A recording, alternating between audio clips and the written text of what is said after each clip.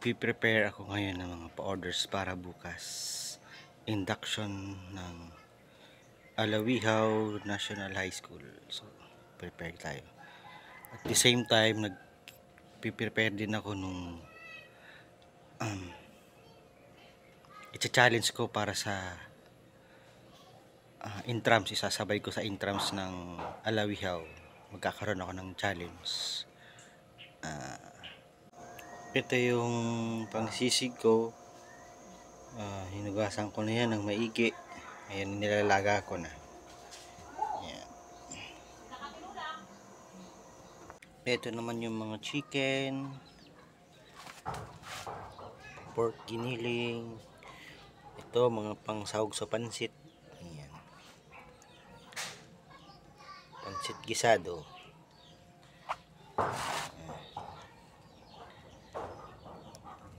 Hiwa-hiwain na muna natin ito.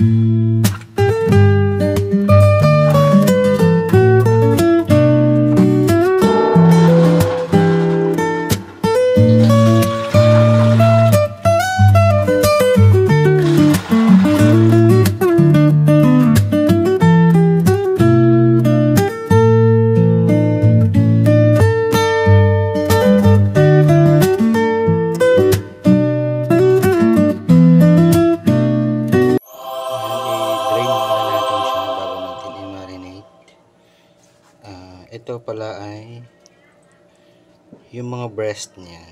Ayan. Ito yung ginagawa kong cordon bleu at saka chicken fillet. Hindi ko siya hinahalo sa mga fried chicken kasi yung mismong breast niya, pag sa chicken lang,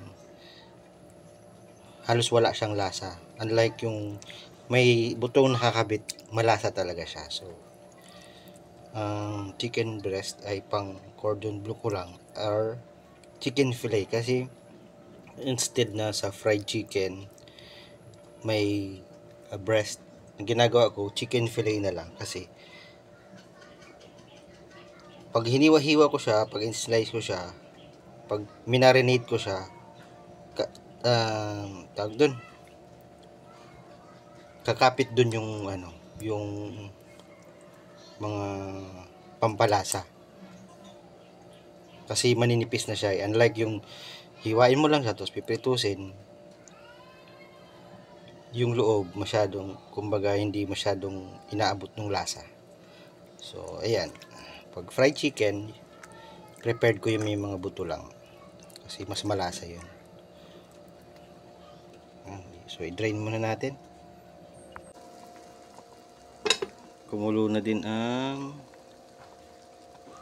pork batok para sa sisig. So, konting pakulo na lang. Tapos, i-drain natin and then palamigin bago ilagay sa ref.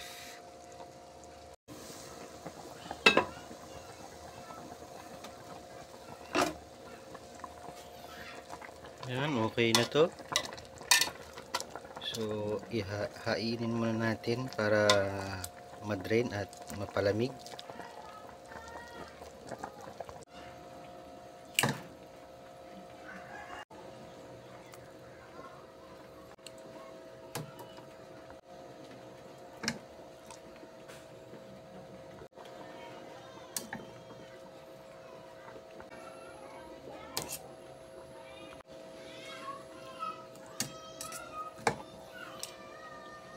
Ayan, ang masarap na part sa batok to. Alam nyo kung anong tawag dyan? Ayan o. Alam nyo kung anong tawag dyan? Ito yung masarap na part. Hayaan na muna natin siya dyan ma-drain at lumamig. Ngayon, itong atay, dito na din natin salang para makuha na din yung lasa. Ayan. So, antayin lang natin siyang kumulo. Okay na itong atay, so i-drain na natin siya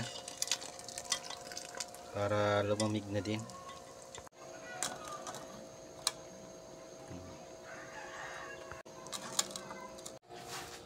Ayan, i-drain muna natin siya dyan.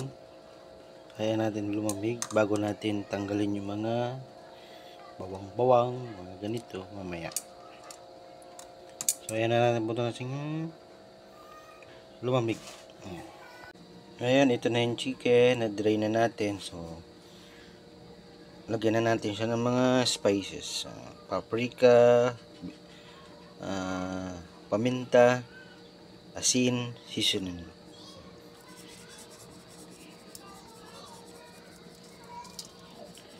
Mga 2 hours nito marinating, pwede na siyang pritusin.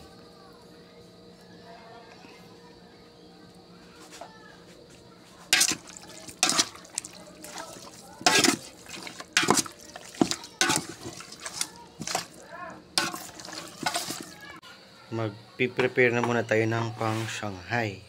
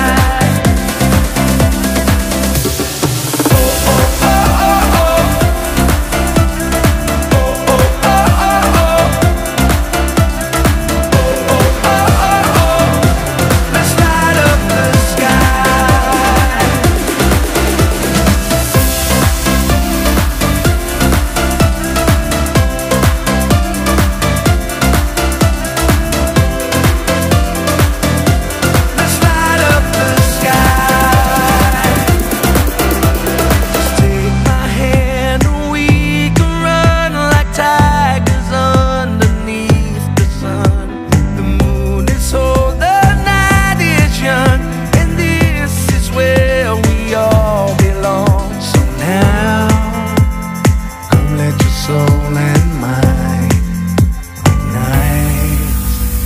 Oh, oh, it's now or never. Come on, let's light up the sky. Oh, oh, now we're together. Come on, let's light up the sky. Just you and I.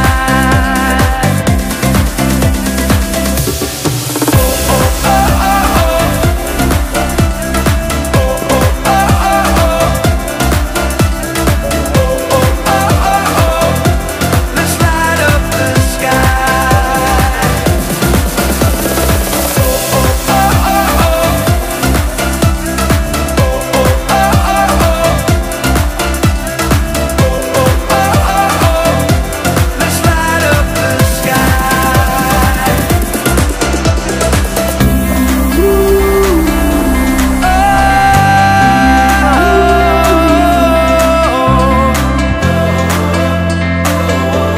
Light up the sky. Let's light it up. Come on, light it up. Yeah, yeah, yeah. Let's light up the sky. Oh, oh, it's now or never. Come on, let's light up the sky.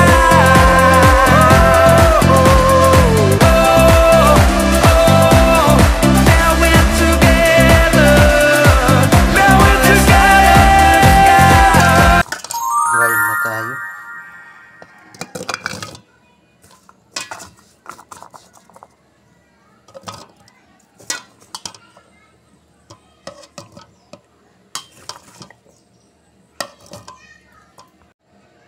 Ito na, nahiwi ko na lahat. So, ayan.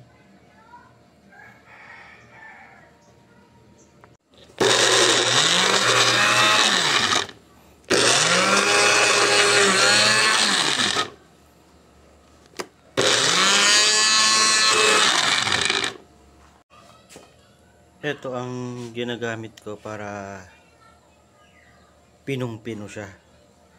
Hindi makikita ng mga bata na merong mga buo-buo na gulay-gulay. So ito ang ginagamit ko para makakakain ng mga bata ng gulay nang hindi nila nalalasahan, kasi ang alam nila Shanghai lang is meat.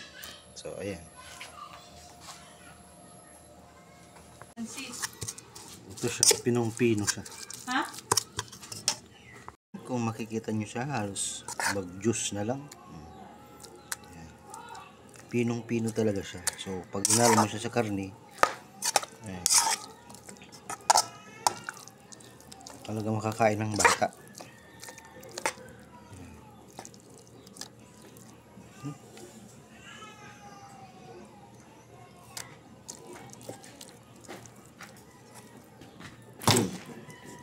Ayan, Dad. Ladies and gentlemen, Ito na yung pang cordon bleu natin. Marinate na siya almost 1 hour. So, ayan.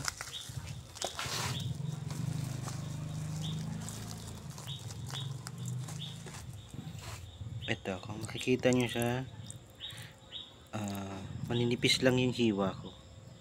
Para yung spices niya talagang sumot siya sa laman niya. Di baling magdoble-doble ka. At least bawat tagat mo talagang may linamnam. Ayan. So mag-umpisa na tayo.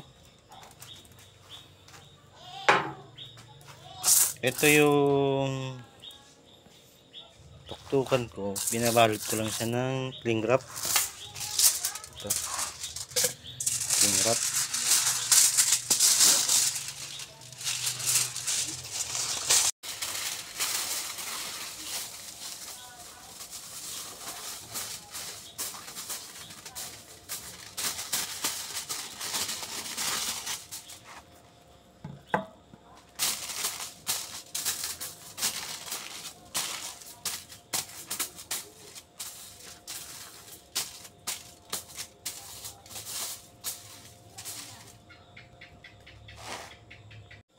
Ayan, okay na to. Nabalutan ko na. So, ang ginagawa ko lang ay binabasa ko siya ng konti.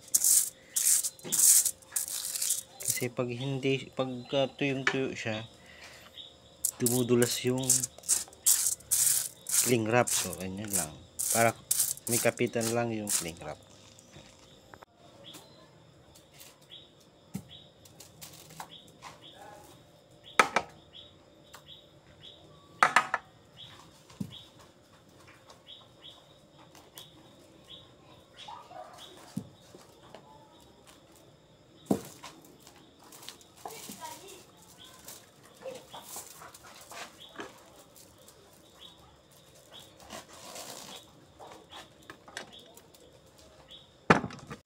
Ayan, kapit na kapit yung cling wrap.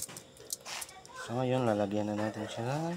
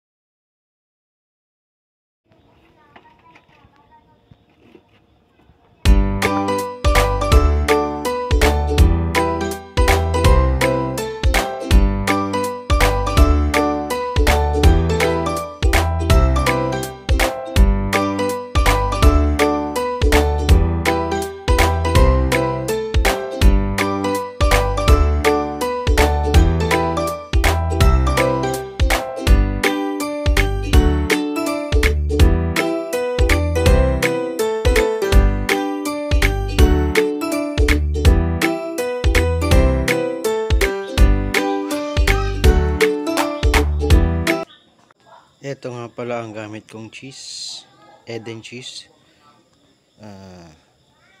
Quality talaga yung pagka-cheese niya. Talagang malinamnam. Nag-add flavor sa cordon bleu. Lalo na sa sauce niya.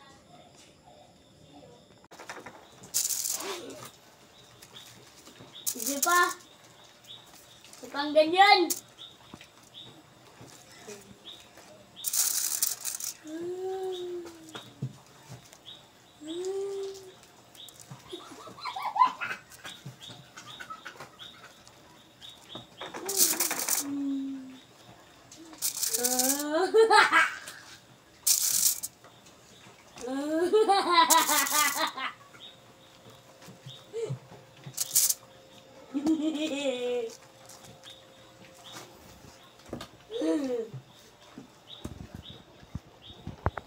Okay na ang cordon bleu. I-freezer na natin siya. Para bukas, prito na lang. Sunod na natin itong Shanghai. Ibabalot na lang. Na-marinate na siya ng almost 2 hours. So, pwede na siyang balutin. Umpisa na magbalot. Natapos din ang Shanghai pagbalot. Ayan. 4 na layer. Each layer is 30 pieces. So, almost 120 pieces ito. So, ilagay na natin sa freezer para ma-freeze na siya. nandito na din ang cordon bleu at ang chicken. So, ilagay na natin ang Shanghai dito.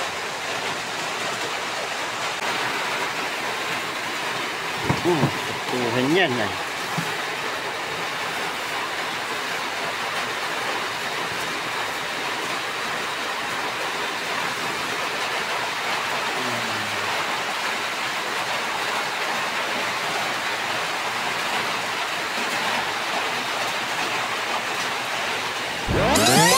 Umpisa na tayo sa pagluluto. Unahin natin ang cordon bleu, tapos chicken, Shanghai.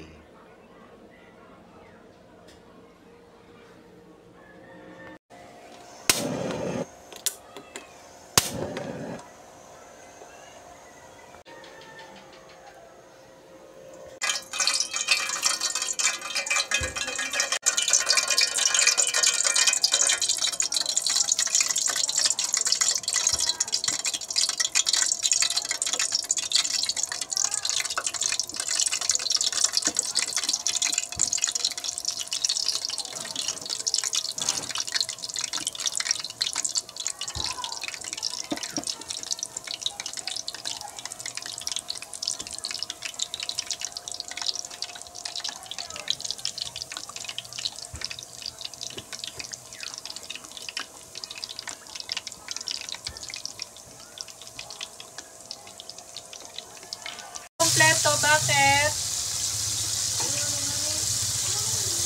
Pa?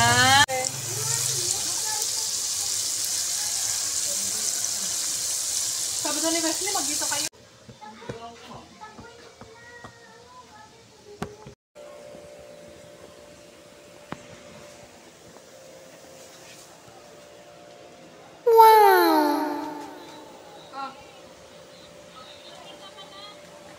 Gagamitin sandal.